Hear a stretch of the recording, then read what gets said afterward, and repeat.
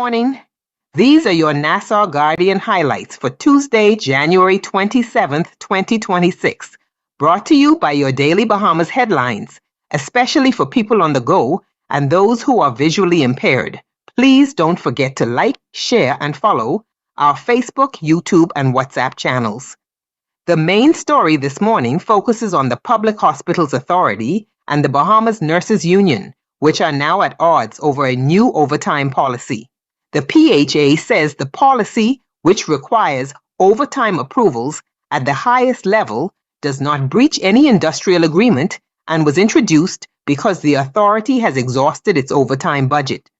However, the Nurses Union strongly disagrees, saying the policy violates their agreement and has advised nurses to stop working overtime until there is a clear guarantee of payment. This dispute raises concerns about staffing pressures and potential disruptions to care at public hospitals. Also on the front page, the Minister of Labor says another minimum wage increase is unlikely before the next general election. While the government had hoped to raise wages again, the minister says focus has now shifted to discussions on a broader livable wage framework through the National Tripartite Council. In other national news, a Nassau man has been sentenced to 7 years and 6 months in prison after pleading guilty to manslaughter in a fatal beating.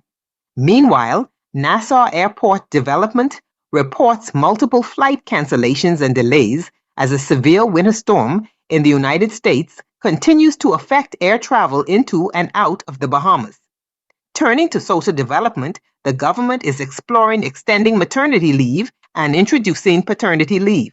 The Minister of Labor says draft legislation is underway and would modernize labor laws that have not been significantly updated in decades. In the business section, the Attorney General says the Bahamas is preparing for its next FATF mutual evaluation scheduled for October.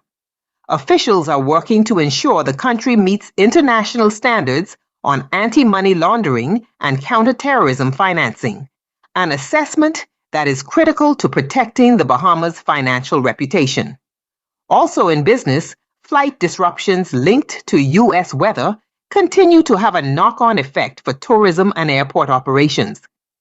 The editorial today takes aim at the politicization of state institutions, arguing that national bodies must be protected from partisan influence, especially in an election year. It calls for stronger safeguards to preserve public trust and democratic accountability.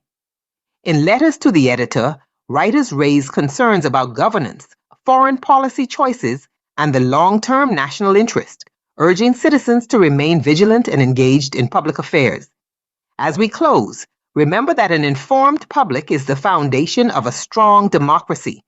As the saying goes, knowledge is power, and staying informed helps us all make better decisions. That's your Nassau Guardian highlights for today. Be sure to purchase a copy of The Guardian or visit their website to read the full stories and additional coverage in today's edition. Enjoy your day, be blessed, and be a blessing.